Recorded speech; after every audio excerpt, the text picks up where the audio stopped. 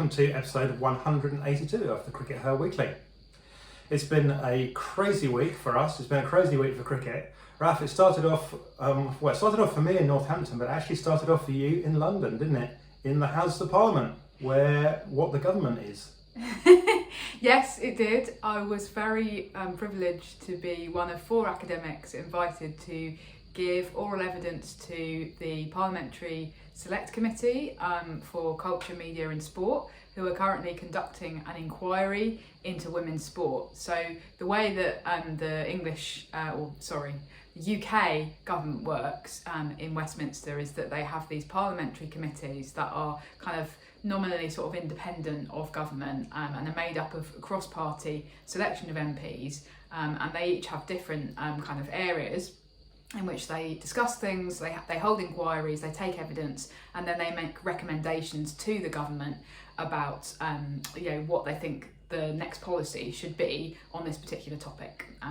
So they issue a public call for evidence, and then they invite particular witnesses. So I was one of 4 academics invited to give evidence to their inquiry into women's sport, which is quite broad, but was kind of sparked off by the success of the England women's football team, the Lionesses, last summer in the Women's Euros, and sort of part of the inquiry is about what does women's football do that other sports should do better, but also just generally how do we grow women's sport and how do we deal with kind of the continued sexism and misogyny that exists around the arena of sport. So there's some really big questions in there.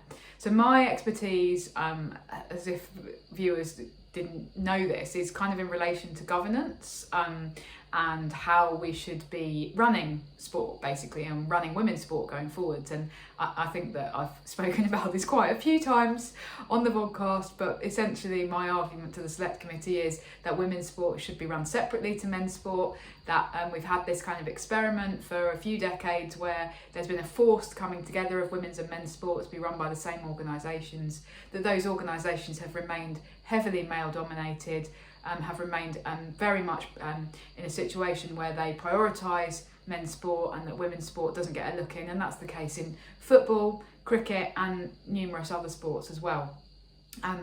And so that was the point that I was making to the committee. I have no idea how they're going to respond to it. What will happen now is that they will go away and they will look at all of the evidence that's been submitted, and then they will come up with a final report in which they will make some recommendations to the government. And what were the kind of specific points that you were making? I mean, these are, we should stress, applicable more widely to sport than just cricket, but obviously cricket is your personal focus. So what kind of points were you making? What were you telling them they need to do? Well, I was talking about the continued kind of male dominance of positions in leadership and in coaching. We started off by talking about the case with the Spanish FA, and there was a little bit of a kind of sort of almost like that happened in Spain, but could that actually ever happen here? Because our England women's football team are really well respected, and I was a bit like, well, it could happen anywhere, because when you've got men running the show, then unfortunately often they don't have the respect for sportswomen that they should have, and this is really a failure of governance and a failure of any of the current policies to promote enough women to the top levels of leadership in sport. So it was those kind of points that I was trying to make. There was also a discussion about broadcasting and broadcasting rights, and so I kind of made the point that actually English cricket has really shot itself in the foot by being only on Sky television for the last couple of decades, and therefore we've seen a concomitant kind of decline in participation. And that wouldn't it be nice for the women to be able to decide where they want women's cricket to be shown? But at the moment, all of those decisions are being made by the same organisation, the ECB, and the decisions are being made by men at the top. Because of course, broadcasting rights are a very delicate balance, aren't they, Raf? Because obviously, if you put it on Sky or whoever's prepared to pay the most money, they obviously want exclusivity. Ideally, you'll get the most money by giving somebody like Sky or Big Up Sports or whoever they are an exclusive deal.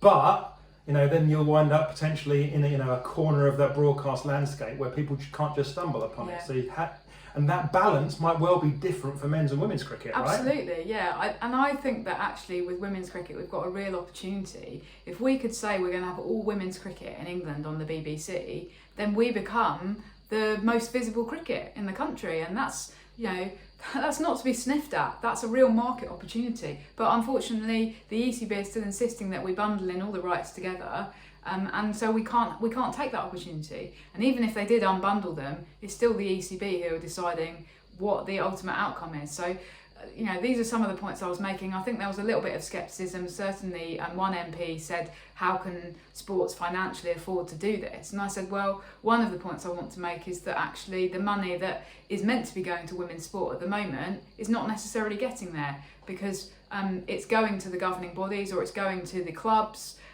who are all kind of run and organised by men. And I know of examples in both football and cricket where the money that is supposedly been ring-fenced for women's sport has not reached women's sport. Well, yeah, exactly. I mean, not directly a women's sport issue. We've seen it just this week, haven't we, with Middlesex County Cricket Club, where they were given funds for specific uses, and they used those funds quietly to fund their men's county team because they were like, nobody's going to notice if we do this, lads. And of course, somebody did notice, and they've had a lot of comeback, and they've been fined for it, and quite rightly. But that just goes to show, if you give people a load of money and don't audit where it's going, then they're going to go, you know what? Maybe we don't have to give all this money. Maybe we can use some of that money to pay our men's team more. Yeah.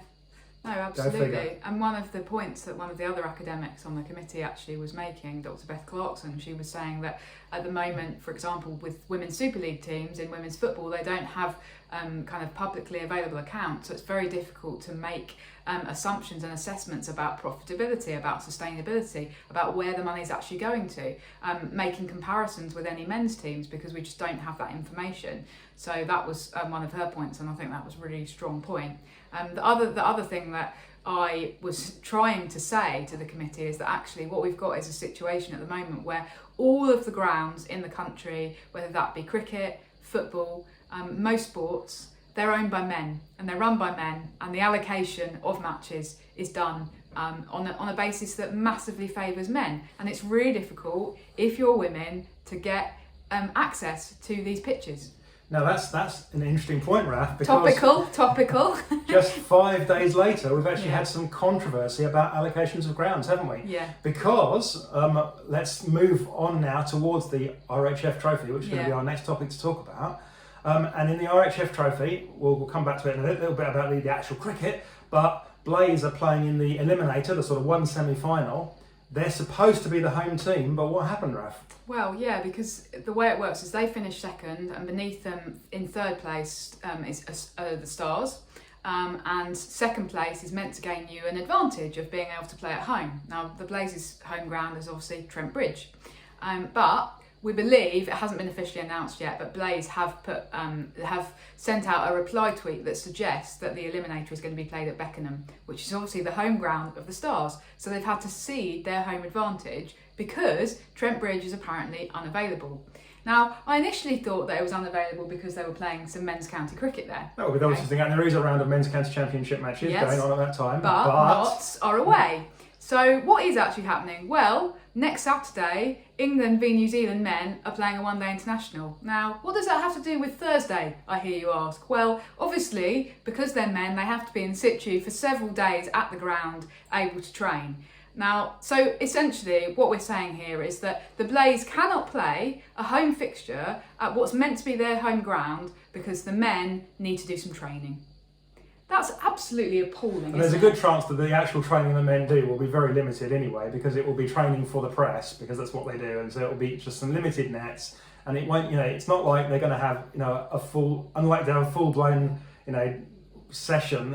It wouldn't make any difference for the men to go to a club ground to do their training on that particular day. Send them, I don't care, send them to the park across the road with their little cones, and they can have a nice run up and down and do whatever they want, but get off the ground so that the women can play a match, okay? This is absolutely unacceptable that this is still happening, and it's made me really cross. One of the things that I said just to finish off the point about Parliament, was one of my key recommendations is women need to have their own grounds, they need to have their own facilities, and they probably need to build some more, because currently they're bursting at the seams and there isn't enough facilities even for the existing men's team, so the women get bumped down to the bottom. But it's about ownership. It's about the difference between being a tenant at somebody else's ground that Knots have owned for hundreds of years, however long it is, and so you're being a tenant at somebody else's ground versus actually feeling proper ownership of your own ground.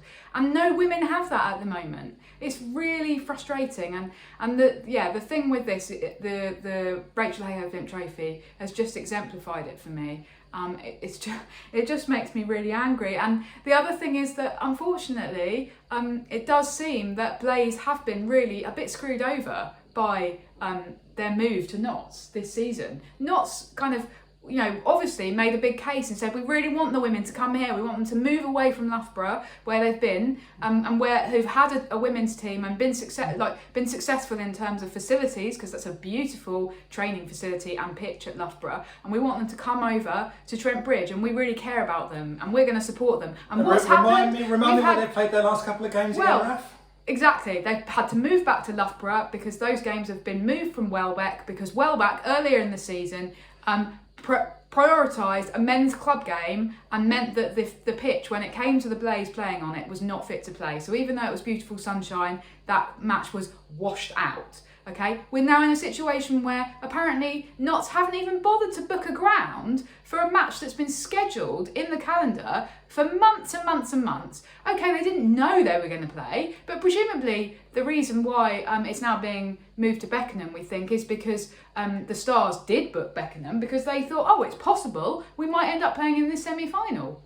Yeah, and it is possible to manage these things, right? There's a really interesting case which happened in women's football towards the end of the last football season, where Arsenal Football Club were in the position where they might qualify for the semi-finals of the Champions League. It was going to be a huge match, but they might or they might not. So they played the match. Almost as soon as the match finished, tweets went out, the Arsenal website changed, buy tickets now for the Women's Champions League semi-final, hosted at the Emirates Stadium. Everything was ready. You could click and buy tickets instantly. That didn't just happen. They put loads of work into creating those marketing materials, ensuring that the Emirates Stadium was available, ensuring that you have to, for things like big football matches, the Emirates Stadium, you have to negotiate with the Metropolitan Police, for example, to ensure that there's no other big events going on in that bit of North London, which are going to make it problematic for the police. There's so much that you have to do to put in place, and yet they did it. They put that, and that might not have even happened, just like this. Arsenal might have lost that match, and then they wouldn't have been in that semi-final. It would have been kind of wasted work. But they put that work in. That's what's possible to do for your women's team, and that's what Blaze didn't do, and that's what's disappointing. Yeah, it is, and it's disappointing for the fans. Actually, it's really disrespectful for your fan base. Okay, we're still at a point where these teams are relatively new, most of them, and they've got relatively small fan bases. Small number of hardcore fans. So let's make them feel really bad. Exactly. How is this a way to promote supporters, or to promote your kind of group of supporters in the Rachel Heyhoe Flint Trophy, by actually just disrespecting them in this way and saying, oh, we haven't bothered to book a ground, so if you want to go to what's meant to be a home semi-final, you're going to have to travel hundreds of miles down south. And honestly, the ECB should be seriously thinking about sanctions against, well, I'm guessing that it would be against Knots, actually, because it feels a little bit unfortunate that the Blaze, the people who are running the Blaze, are going to get caught up in the crossfire of this, when actually they don't have the authority. And again, it's a problem with the way the regions have been set up, because some people are saying to me on Twitter, oh, well, the women don't own the ground, Knots own the ground. And it's like, yeah. That's the point. We need our own ground, but at the moment we have to be content to accept the crumbs off your table. And so the ECB should be looking to sanction Knots, actually, because they haven't properly looked after the Blaze, they haven't booked the ground, and if this is not to be repeated, then there needs to be an actual sanction in place. So that's what I would say to the ECB. Were they watching this? Which maybe they aren't. I don't know. I'm sure Claire Connor logs on first. She gets up on a Sunday morning, and the first thing she does. It's the low light of her week. Anyway, let's talk about the Rachel Heyhoe Flint Sid, because the group stages have now wrapped up. we were at one of the final matches yesterday, which was that virtual quarter-final between the Stars and the Sparks at Edgbaston, and we were doing some commentary. So if anyone tuned in, hopefully we weren't too awful. We had a great time doing that with Claire Jenkins, who's the senior commentator, and showed us the ropes. So we feel like we're getting... Told you off when you said a rude word. Yes, we feel like we're getting a little bit more the hang of it now. But it turned out to be a little bit of a one-sided game, didn't it, in the end, unfortunately, for the Sparks? Yeah, I was actually a little bit surprised because I thought the Sparks were going to be quite fun. I thought the Sparks were going to win that match. I just kind of felt in my bones that they had a little bit of a home advantage, and I thought, they've got a good team.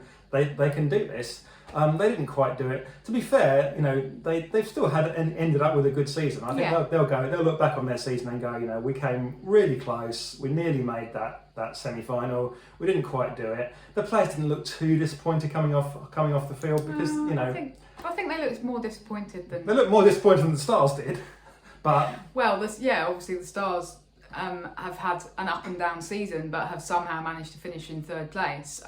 It's an interesting one in terms of the season as a whole, actually, because it feels like we've had sort of the RHF before the 100 and the RHF after the 100, and it's been these two different blocks, and different teams have kind of experienced those two different blocks differently. And actually the Blaze were very much the front runners for a while and looked like they were going to finish definitely top of the table. They were run away with it.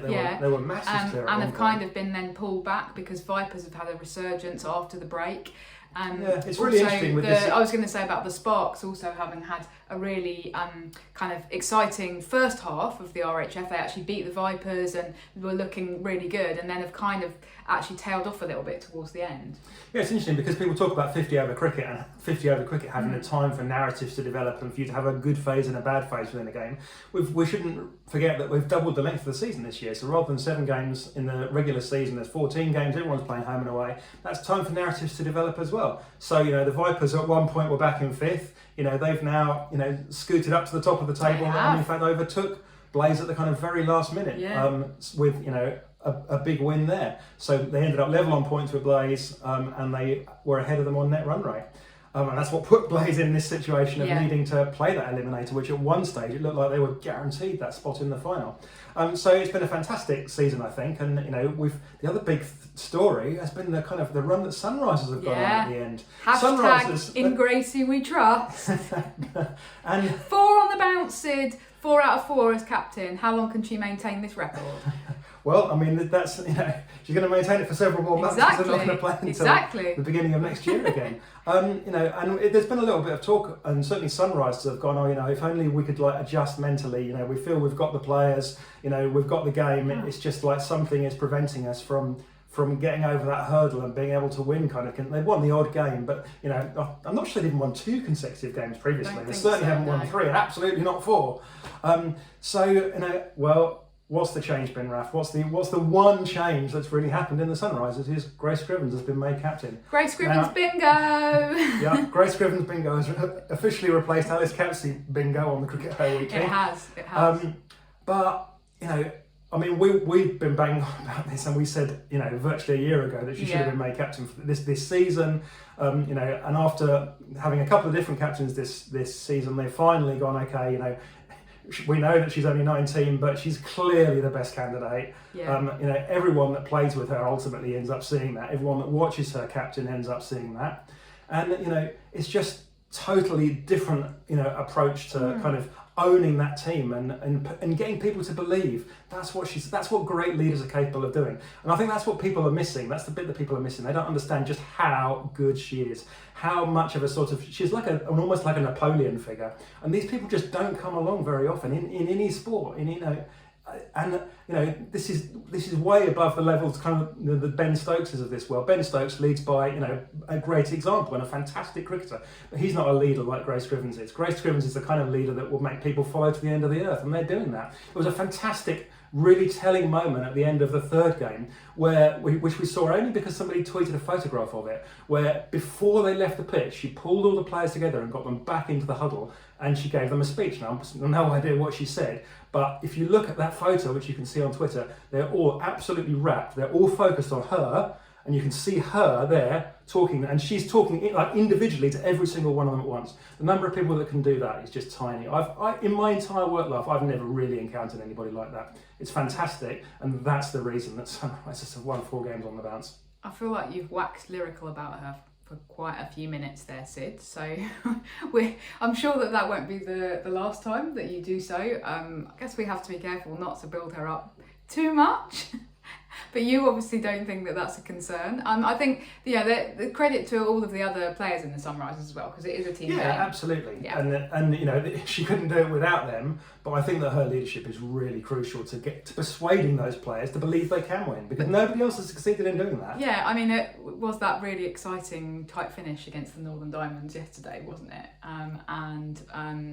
It was so. And Scrivens was not at the crease; she'd been long out. So.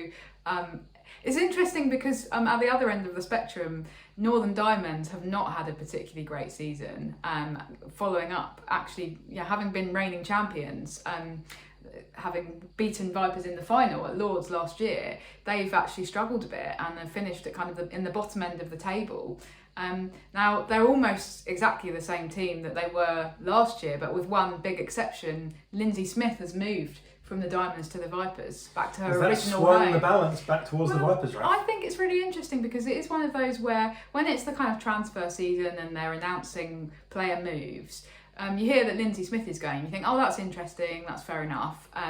But you don't think, oh, what a disaster for the Northern Diamonds. But actually, it feels like she's been a really important part of the Vipers' success this season, both with bat, with ball, in the field. She's been really good. And actually, so I think she's been a big miss for the Northern Diamonds. A player that's benefited so much from professionalism as well. A player that's really worked hard on her game. She made a few England appearances under Mark Robinson. Nearly 4 or 5 years ago now, isn't it? Yeah. It's quite a time ago. Yeah. But she's kind of gone back from England into the regional setup and become a model regional pro. She works really hard. She works really hard on her fitness. She's improved every part of her game. She's improved her fielding. Her bowling continues to evolve. She, as you say, she's been important with the bat. Good. Okay. Shall we finish up by just talking briefly about England v Sri Lanka? Yeah, there's been some England matches this week. Wow, who'd have There thought have, that? I know. So we've had, since we last recorded, we've had the rain-affected match at Northampton, in which, England almost bowled out Sri Lanka and then couldn't quite finish it up because of the rain, and then they never got back on. So that one will go down as a washout. But the third match at Leicester, of course, England were absolutely dominant. We thought that one was going to be a washout at one stage, but credit to the people in the crowd who actually hung around for the 3-hour rain delay, because you got to watch Nat Sciver-Brunt making an amazing 100, of course Maya Bouchier coming out and hitting 95. And as I wrote in the Guardian piece, what's the difference between the England team who were thrashed in the T20s and quite kind of embarrassed in the T20s with the bat versus this England team who was so dominant? Well, it's Nat Sciver-Brunt, isn't it? And John Lewis is obviously very resistant to that narrative as the coach, because it's not great for you when you are, when you're in charge of a team who feel that they only play well when there's one particular player in the 11, because she's not going to be able to play every game. It's possible she might get injured. Sometimes she's going to have a rest. But in this instance, it's kind of inescapable that when Nat Sciver-Brunt is in the team, she makes the other players play better. And that Maya Bouchier innings is a great example of that. It's very sad that she didn't get that 100, but getting 95 in 65 balls or whatever it was, a great innings and a massive contrast with how she'd played in the T20s. Probably the best she's ever played. Yeah. And I've been watching her since she was 14, and when she was playing for Middlesex, when she made her I think I saw her very first game for Middlesex. So I've been watching her for a long time. That's the best she's ever played. Yeah, and an international. Yeah. And it was because Nat was talking to her, and Nat was patting her on the shoulder. They were having conversations. It was that partnership between them. I genuinely think that Nat Sciver-Brunt's kind of calmness rubs off on other people. Yeah, that part of the leadership thing she does really well, definitely. Yeah. So, but you think that the England bowling has been. I think quite the England important. bowling was actually the key to the whole series. And I understand where you're coming from there, Raf. But actually, if you take out Nat, just go to the scorebook, do it right now. Go to the scorebook, cross out Nat Sciver's runs, and then re-add up the total. England still win that match. And they win that match because, and the other 2 matches, all 3 matches, they bowled the Sri Lankans out incredibly cheaply. I think Sri Lanka's the most they made was 116. so the bowling was where the Sri Lankans really had no answer. They had no answers really to Lauren Filer. By the third ODI, I did feel like the coaches had potentially worked out Lauren Filer, and they told the players how to approach it. They were like, okay, look, you can mostly leave it and wait for the slightly wider ball and then just bash it. And I still think that's potentially a problem for Filer down the line. But while the coaches had worked it out, the players still had no answer for her pace. And when it comes back into the body, when it comes close to you, they were just going, ah, and then getting an edge and being caught. No answer for Filer. But Sarah Glenn and Charlie Dean were both brilliant as well. Yeah, they were. And there's a significant problem for England going forward here, because when Eccleston comes back, are they going to play three spinners? Because really, you were looking at how do you drop Sarah Glenn after those performances where she was landing the ball on a ninepence? How do you drop Charlie Dean? Off? She's the only English spinner in a generation that's actually turning the ball. Yeah, and she got Chamari out twice, which is the key to the whole win. She's been so consistent, and she's a sort of aggressive wicket-taking spinner that doesn't give away a pile of runs. And that's so important as well. And then Sophie Eccleston, obviously. Sophie Eccleston walked straight back into the side. So do you think they wind up playing three spinners, Raf? Well, I think it will depend on where they play. And certainly this was something that John Lewis talked about in the press conference after the Leicester match. He said it's been really difficult this summer actually leaving Charlie Dean out. Because I know that she's a really great bowler and I know what she can do, and I think she's one of the best off spinners in the world.